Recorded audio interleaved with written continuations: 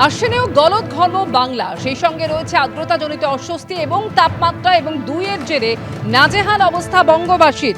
এরই মধ্যে যেটা জানা গিয়েছে যে রেকর্ড ভেঙে দার্জিলিংয়ে তাপমাত্রা ছাড়িয়েছে 28 ডিগ্রি। যদিও কাল থেকে ফের কলকাতা সহ দক্ষিণবঙ্গে বজ্রবিদ্যুৎ সহ বৃষ্টির সম্ভাবনা রয়েছে।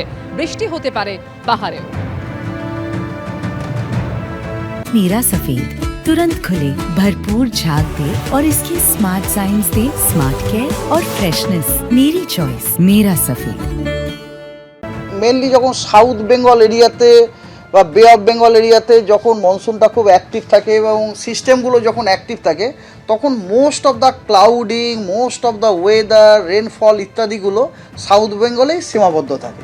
As a result of which north Bengal becomes void of any weather system, any cloudy or আপনার ময়েশ্চার ইনফ্লো ইত্যাদি, as a result of which ওখানে আনইন্টারাপ্টেড সোলার ইনসোলেশনটা হয় এবং দিস আনইন্টারাপ্টেড সোলার ইনসোলেশনের জন্য ন্যাচারালি জায়গার তাপমাত্রাটা বেড়ে যায়।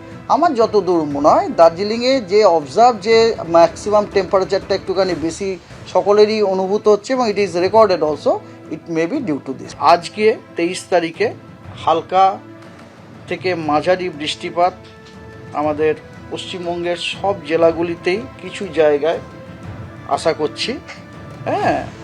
এক্সেপ্ট ব্যতিক্রম হচ্ছে আপনার কালিম্পং, জলপাইগুড়ি, আলিপুরদুয়ার এবং কোচবিহার, সেখানে আরও কম, মানে ওটা আপনার 1-2 জায়গাতে হালকা মাঝারি বৃষ্টিপাত হওয়ার সম্ভাবনা আছে।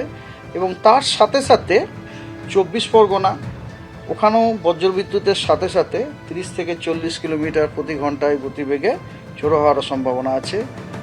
বজ্রবিদ্যুৎ হওয়ার সম্ভাবনা আছে বিক্ষিপ্তভাবে 2-1 জায়গায় হাওড়ায়, হুগলিতে, কলকাতাতে, পূর্ব বর্ধমানে, মালদাতে, তারপরে আপনার উত্তর দিনাজপুরে এবং দার্জিলিং।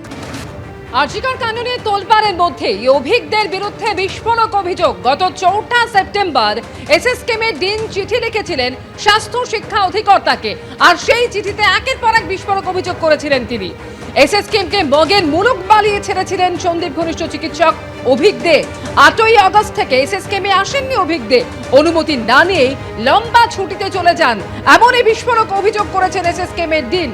20 ফেব্রুয়ারি পিটিটি হিসেবে যোগ দিলেও রেজিস্ট্রেশনের ফর্মালিটি পূরণ করেননি অভিক দে।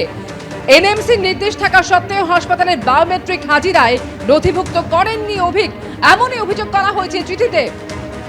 বিস্তারিত জানবো, সন্দীপ সরকার প্রতিনিধি রয়েছেন এই মুহূর্তে টেলিফোন লাইনে। সন্দীপ, এই অভিক দে যার নাম জড়িয়েছে আরজিকর কাণ্ডে, যার বিরুদ্ধে থ্রেড কালচার সহ একাধিক অভিযোগ ইতিমধ্যেই সামনে এসেছে, এসএসকেএমের ডিন যে চিঠি লিখেছিলেন সেখানে একের পর এক বিস্ফোরক অভিযোগ করেছিলেন তিনি। দেখো, এ মাসের 4 তারিখ চিঠিটা পাঠানো হয়েছিল স্বাস্থ্য শিক্ষা অধিকর্তাকে এবং সেই চিঠিতে এসএসকেএম এর ডিন লিখছেন যে গত মাসের 8 তারিখ থেকে, অর্থাৎ 8ই আগস্ট থেকে হাসপাতালে আসছেন না অভিক দে এবং তার জন্য তিনি কোনো রকম ফর্মাল ছুটি নেননি, ছুটির আবেদন কারোর কাছে তিনি করেননি এবং বিভাগীয় প্রধান তার ইউনিটের কেউ জানেন না তিনি কেন আছেন না। হাসপাতাল কর্তৃপক্ষের কাছ থেকে তিনি কোনো ছুটির অনুমতি নেননি এবং 8 তারিখ থেকে লাগাতার তিনি হাসপাতালে আসা বন্ধ করে দিয়েছেন।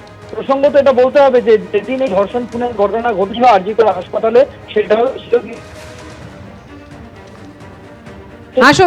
জানি অভিক দে, সেরকমটাই ছিল অভিযোগ। এর পাশাপাশি আরো অনেক অভিযোগ আনা হয়েছে, অনেক বেনিয়মের অভিযোগ আনা হয়েছে। বায়োমেট্রিক হাজিরায় তিনি নিজেকে নথিভুক্ত করেননি, যেখানে সব ফ্যাকাল্টি, চিকিৎসক সবাই বায়োমেট্রিক হাজিরায় আঙ্গুলের ছাপ দেন, সেখানে অভিক দে সেই হাজিরাতে তার নাম নেই। ফলে এরকম একগুচ্ছ অভিযোগ তার বিরুদ্ধে করা হয়েছিল এবং তারপর আমরা দেখতে পাই যে 5 তারিখ অর্থাৎ 5ই সেপ্টেম্বর তাকে সাসপেনশনের চিঠি তার নামে ইস্যু করা হয় স্বাস্থ্য ভবনের তরফে। ধন্যবাদ সন্দীপ।